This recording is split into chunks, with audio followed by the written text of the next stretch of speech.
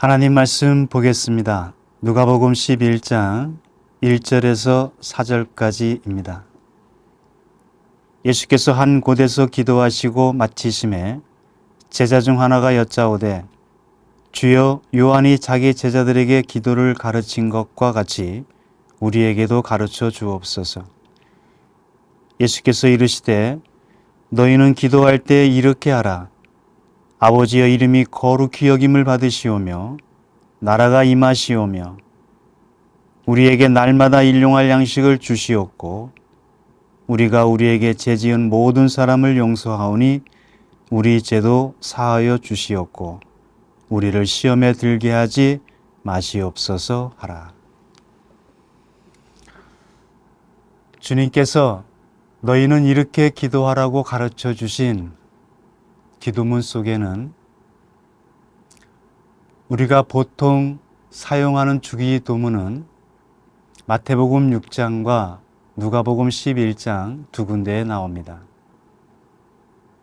그 중에서 우리는 마태복음 6장에 나오는 주기도문을 많이 보고 있고 암송하고 있습니다. 가끔 그런 얘기를 듣습니다. 기도를 어떻게 해야 됩니까? 그렇게 묻는 분이 있습니다. 또 나는 기도를 못해요. 그렇게 말씀하시는 분도 있습니다. 우리의 신앙생활에 있어서 그것이 성경 말씀이든지 또 섬기는 법이든지 모든 것은 주님으로부터 배우는 것이 가장 좋은데 특별히 기도는 더욱 주님께 배워야 합니다. 왜냐하면 기도가 잘못되고 기도가 왜곡되면 우리가 바른 신앙생활을 하기가 어렵기 때문에 그렇습니다. 기도는 예수님께서 우리에게 이렇게 기도하라고 가르쳐 주신 그 주님의 기도에 또 주님께서 기도의 본을 보여서 말씀 속에서 기도하신 그 기도의 내용에 귀를 기울여 가면서 우리들이 기도하고 또 그렇게 기도할 수 있도록 훈련하는 것이 필요합니다. 주일학교 때부터 교회 나가신 분들은 선생님들이 주기도문을 암송하라고 해서 아무 생각 없이 주기도문을 외웠고 또 암송을 했었는데 정작 예수님께서 우리에게 왜 이런 기도를 가르쳐 주셨는지 그 기도의 제목과 내용에는 별 관심을 기울이지 못했습니다. 사실 예수님께서 우리에게 너희는 이렇게 기도를 하라고 가르쳐 주신 이유는 기도를 암송하라고 가르쳐 주신 것이 아닙니다. 제자들이 우리에게 기도를 가르쳐 달라고 예수님께 요청하셨을 때 예수님께서는 기도의 방법을 가르쳐 주신 것이 아니라 우리가 하나님의 백성된 우리가 어떤 기도를 해야 되는지 그 기도의 제목을 가르쳐 주셨고 기도의 내용에 대해서 말씀해 주신 것입니다. 예수님이 가르쳐 주신 주기도문은 주문을 외우듯이 그냥 예배 마무리할 때 기도하라고 가르쳐 주신 것이 아니기 때문에 우리가 암송하는 대로 하면서 그대로 끝나면 안 됩니다. 우리가 주님 가르쳐 주신 기도를 암송하는 데는 한 20초 정도면 될 겁니다. 그러나 주님께서 가르쳐 주신 그 기도 제목 하나하나를 가지고 우리가 기도를 하게 되면 30분, 1시간, 2시간까지도 우리가 기도할 수 있게 될 겁니다. 예수님께서 우리에게 기도할 그 기도의 제목을 가르쳐 주신 것이 주기도문이니 우리는 그 기도의 제목을 따라 하나씩 하나씩 붙들고 기도하는 것이 하나님께서 기뻐하시고 또 예수님께서 우리에게 가르쳐 주신 가장 좋은 기도가 됩니다.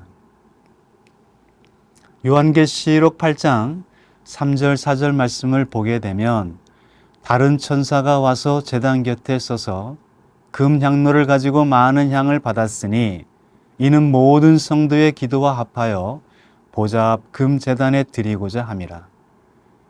향연이 성도의 기도와 함께 천사의 손으로부터 하나님 앞에 올라가는지라. 요한계시록에 보면 성도들의 기도를 천사들이 금그릇에 담아 하나님께로 올라가는 것을 보게 됩니다. 그래서 우리가 기도를 할 때 더욱더 올바른 기도를 해야 됩니다. 왜냐하면 성도들이 드린 기도가 우리가 드리는 그 기도를 천사들이 하나님께로 올라가기 때문에 그렇습니다. 우리가 어떻게 하면 바른 기도를 할 수 있겠습니까? 오늘 그 바른 기도를 예수님께서 가르쳐 주신 것입니다. 그래서 우리가 기도를 할 때 우리가 많은 기도를 드리지 않습니까? 그러나 우리가 가장 먼저 기도해야 될 그 기도의 내용이 주님이 가르쳐 주신 기도입니다. 우리의 모든 기도 속에는 주님께서 가르쳐 주신 그 주기도의 기본 틀에서 이루어져야 그 기도가 향이 되어 천사들이 금그릇에 담겨서 성도들의 기도가 하나님 앞에 올라가게 될 줄 믿습니다. 주님께서 가르쳐 주신 기도는 예수님께서 제자들에게 기도의 모범으로서 가르쳐 주신 것입니다. 기도는 우리가 원하는 희망사항을, 나의 소원만을 하나님 앞에 아뢰고 구하고 나열하는 것이 아니라 예수님께서 우리에게 가르쳐 주시는 그 기도의 귀를 기울여 가면서 우리가 정말 마음을 모아서 우리 성도들이 우리 가정에서, 교회에서 이 주님이 가르쳐 주시는 그 기도의 내용을 가지고 함께 묵상하고 함께 기도하는 그런 훈련을 가져야 됩니다. 오늘 누가복음 11장 1절에 보면 예수님께서 기도하는 모습을 본 제자들이 이제 기도를 마치고 예수님께서 나오시니까 제자 중 하나가 예수님께 요청을 합니다. 세례 요한도 제자들에게 기도를 가르쳐 준 것과 같이 우리에게도 기도를 가르쳐 달라고 이야기한 것입니다. 그때 예수님께서는 제자들에게 기도를 가르쳐 주시는데 너희는 이렇게 기도하라고 가르쳐 주셨습니다. 왜 이렇게 기도하라고 말씀하셨을까요? 그 당시 사람들은 또는 다른 신들을 섬기는 사람들은 기도를 많이 해야 들어주신다고 생각을 해서 기도를 많이 하고 오래 하고 한 말 또 하고 또는 사람들에게 보이기 위해서 그렇게 기도하는 그 당시에 이방인들과 같이 기도하는 것을 제자들에게는 너희는 그렇게 하지 말고 너희는 이렇게 기도하라고 예수님께서 기도를 가르쳐 주시기 전에 말씀하신 것입니다. 그래서 우리는 세상 사람들이 뭐라고 기도하든지 우상을 섬기는 사람들이 어떻게 기도하든지 예수님께서 너희는 이렇게 가르쳐 기도하라고 주신 그 주기도문을 따라서 이제 우리는 기도를 해야 되는데 예수님께서 우리에게 이렇게 기도하라고 너희는 이렇게 기도하라고 가르쳐 주신 그 기도 속에는 교회가 왜 존재하는지 무엇을 위해서 살아가야 하는지를 가르쳐 주신 그 기도가 주님께서 가르쳐 주신 기도입니다. 주기도문의 맨 처음 시작은 하늘에 계신 우리 아버지여 라고 그렇게 기도가 시작이 됩니다. 우리가 누구한테 기도를 드리고 있는가? 기도의 대상이 누구신가를 분명하게 말씀해 주신 것입니다. 사실 예수님께서 이 세상에 오신 것은 우리의 구원을 위해서입니다. 주님께서 이 땅에 오신 이유는 우리를 구원하여 하나님의 백성, 하나님의 자녀로 삼아주시기 위해서 오신 것입니다. 그래서 우리가 하나님 앞에 하나님을 아버지라고 부르면서 하나님께 나아가 하나님께 간구하는 것. 마치 우리의 자녀들이 부모님 앞에 나와서 아빠 이것이 필요하다고 간구하는 것처럼 우리 하나님의 백성된 우리들이 하나님 앞에 나아가 이렇게 기도하라고 예수님께서 우리에게 말씀해 주시는 것입니다. 우리가 누구한테 기도하는가? 우리의 기도의 대상이 누구신가? 그것은 하늘에 계신 우리 하나님 아버지께 기도하는 것임을 분명하게 가르쳐 주신 것입니다. 내가 지금 누구에게 기도하는지, 우리의 기도를 들으시는 분이 누구신지를 우리가 분명히 하고 묵상해야 그 다음 기도가 바르게 시작이 될 수 있기 때문에 그렇습니다. 그러면서 예수님께서 가르쳐 주신 주기도문의 첫 기도 제목은 아버지의 이름입니다. 하늘에 계신 우리 아버지의 이름이 거룩히 여김을 받을 수 있도록 기도하는 것입니다. 세상의 모든 자녀들이라면 누가 우리 아버지의 이름을 함부로 부르거나 모독을 하면 가만히 있으려고 하지 않을 것입니다. 근데 지금 이 세상에서 우리 하나님의 이름이 멸시당하고 무시당하고 모욕을 받는다면 여러분의 마음은 어떠하십니까? 마음에 화가 나십니까? 아니면 그냥 무덤덤합니까? 별 감정 없이 대수롭지 않게 생각이 된다면 자녀라고 할 수 없을 것이고 또 자녀가 아닐 수도 있습니다. 구약성경 사무엘서에 보면 골리앗이 하나님의 군대를 조롱하고 모욕할 때 그 골리앗 앞에 하나님의 이름이 모욕당하고 무시당하고 있는데 이스라엘 백성 아무도 나서지 못하고 벌벌 떨고 있는 것을 보게 됩니다. 그때 다윗이 저 할례받지 않는 블레셋 사람이 누구이기에 살아계신 하나님의 군대를 모욕하느냐 하면서 그 골리앗 앞에 나가서 맞서 싸우는 것을 보게 됩니다. 우리도 그래야 되지 않을까요? 마땅히 우리가 하나님의 자녀된 우리가 하나님의 아들, 딸들이라면 우리 하나님 아버지 이름이 모욕당하는 것에 대해서 세상이 하나님의 이름을 무시하는 것에 대해서 우리는 당연히 가슴 아파하면서 우리도 기도를 드려야 될 것입니다. 예수님께서도 이 땅에 오셔서 공생의 사역을 하시면서 늘 한적한 곳에 가셔서 새벽에 일찍 일어나서 기도하러 가셨고 또 밤에는 밤새도록 기도하신 때가 많았는데 예수님께서도 바로 그 기도를 들으시지 않았겠습니까?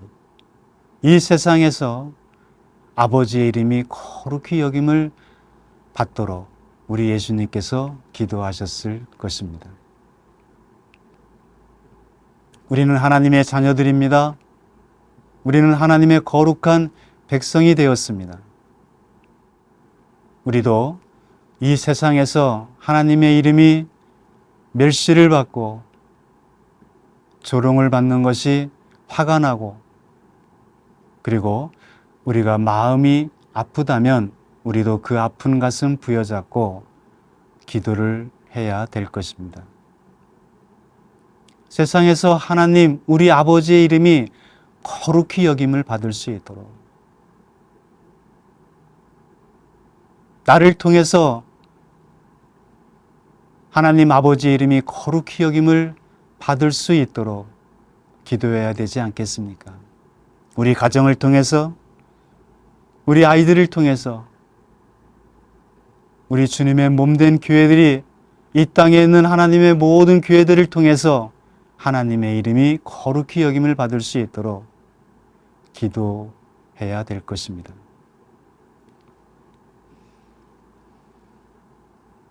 공동체도 마찬가지입니다.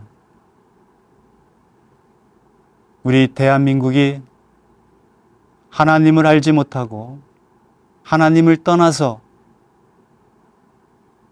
살지 않게 해달라고 우리는 하나님의 이름이 우리 대한민국을 통해서 거룩히 여김을 받을 수 있도록 하나님을 예배하고 하나님 앞에 마음껏 찬양할 수 있는 우리 대한민국이 되게 해달라고 기도해야 될 것입니다. 이렇게 하나님을 높이는 삶, 하나님의 이름이 거룩히 여김을 받는 이것이 우리의 첫 번째 기도 제목이어야 된다고 예수님께서 가르쳐 주신 것입니다. 기도는 우리가 말로 기도를 다 했다고 끝나는 것은 아닙니다. 나는 기도했으니까 내가 할 일 다 했다고 한다면 그것도 위선이 될 것입니다. 우리가 하나님의 이름이 거룩히 여김을 받도록 기도했으면 나를 통해서 우리 가정을 통해서 주님의 몸된 교회들을 통해서 이 땅의 모든 하나님의 백성들 통해서 하나님의 이름이 거룩히 여김을 받도록 기도했다면 우리는 기도를 하고 나서 우리는 그것으로 다 했다고 끝내서는 안 되고 어떻게 하면 나를 통해서 하나님의 이름이 높임을 받을 수 있을까? 우리는 그것을 생각하고 그리고 행동에 옮겨야 됩니다. 여러분, 어떻게 하면 하나님의 이름이 거룩히 여김을 받도록 우리가 살아갈 수 있겠습니까? 그것은 하나님께서 우리에게 주신 거룩하게 살아갈 수 있는 그 계명, 율례, 그 말씀을 우리가 잘 듣고 순종하며 그렇게 살아갈 때 우리의 삶을 통해서 하나님의 이름이 높임을 받게 됩니다. 인간 세상에서도 자녀의 행실이 바르지 못하면 교육을 잘못시켰다고 그 아버지에게 비난의 화살이 가게 됩니다. 만약에 우리가 하나님의 말씀 거룩하게 하는 우리를 성도를 성도되게 하는 그 하나님의 말씀대로 우리가 살아가지 못하게 되면 세상 사람들이 우리가 믿는 하나님, 우리 하나님 아버지의 이름에 대해서 모욕하게 될 것이고 또 손가락짓도 할 수 있게 될 것입니다. 성경은 우리가 바르게 살아갈 수 있는 계명을 주셨습니다. 사도 바울을 비롯해서 사도들도 어느 도시에 가서 복음을 전해 교회가 세워지게 되면 그 성도들에게 하나님의 백성답게 빛의 자녀답게 어떻게 살아가야 되는지를 그 실천적인 삶을 구체적으로 가르쳐 준 것을 보게 됩니다. 에베소 5장 1절 말씀을 보면 사도 바울은 에베소 교회에 쓴 편지에서 그러므로 사랑을 받는 자녀같이 너희는 하나님을 본받는 자가 되라 하시면서 음행과 온갖 더러운 것과 탐욕은 너희 중에서 그 이름조차도 부르지 말라. 이는 성도의 마땅한 바니라. 누추함과 어리석은 말이나 희롱하는 말이 마땅치 아니하니 오히려 너희는 감사하는 말을 하라. 그렇게 가르쳤습니다. 그렇습니다. 우리가 하나님께서 우리에게 주신 말씀 그 계명에 따라 우리가 살아가게 될 때 이 세상에 있는 많은 사람들은 하나님께 영광을 돌릴 것이고 우리가 믿는 우리 하나님 아버지 이름이 거룩히 여김을 받게 될 것입니다. 예수님께서 우리에게 가르쳐준 두 번째 기도 제목은 하나님의 나라가 임할 수 있도록 기도하라 말씀하셨습니다. 하나님의 나라가 임한다는 것은 하나님의 통치를 의미합니다. 하나님의 나라는 하나님이 왕 되신 나라, 하나님이 다스리시는 나라, 하나님께서 통치하시는 나라가 하나님의 나라입니다. 선하고 인자하신 하나님께서 다스리시고 통치하시는 그 나라는 부정부패가 없고 정직과 공평과 의로운 열매를 맺게 되는 그 나라가 하나님 나라가 되지 않겠습니까?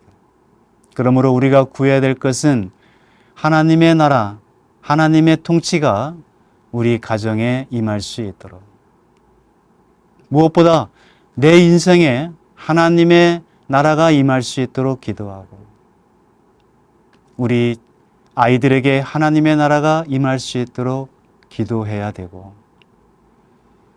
또 이 땅에 고통받고 삶에 여러 가지 악한 영들에 의해서 고통당하는 우리의 형제 자매들이 있다면, 우리는 그 형제의 마음속에, 그 형제의 가정에 하나님의 나라가, 하나님의 통치가 임할 수 있도록 우리는 기도해야 됩니다. 이제까지는 내가 주인 되고 내가 왕이 되어 살았다면, 이제는 내 마음에 하나님께서 왕이 되어 통치하여 주시기를, 저 형제의 마음속에, 저 가정에 하나님께서 통치하여 주시기를 기도해야 됩니다. 우리 가정의 왕은 누구십니까? 누가 다스리고 계십니까?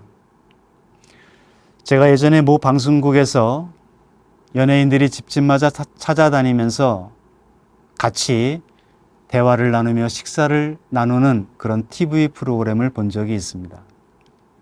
그때 제가 보게 된 것은, 어느 한 집에 찾아가게 됐을 때 출연진들이 이 방송의 취지를 설명해주고 우리가 들어가서 함께 식사할 수 있겠냐고 아주머니에게 여쭈어 봤을 때, 그 아주머니는 별다른 거부감 없이 흔쾌히 들어오라 그렇게 이야기를 했습니다. 그때 진행자가 혹시 다른 가족분이 계시다면 그분들이 불편해하면 우리가 들어갈 수 없으니 그 가족분들에게도 같이 식사를 할 수 있겠냐고 물어달라고 그렇게 요청을 했을 때, 그 아주머니께서는 이렇게 대답을 하셨습니다. 물어볼 필요가 없어요. 내가 우리 집의 왕이라고 그렇게 말하는 것을 보았습니다.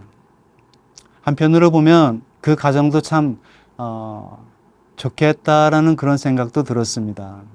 그 왕이 된다는 것, 왕 노릇한다는 것이 굉장히 힘든 일일진데, 그 어머니께서 그 가정의 왕이 되어서 잘 돌봐준다고 생각하니 그 가정이 참 행복할 것 같다, 그런 생각이 들었습니다.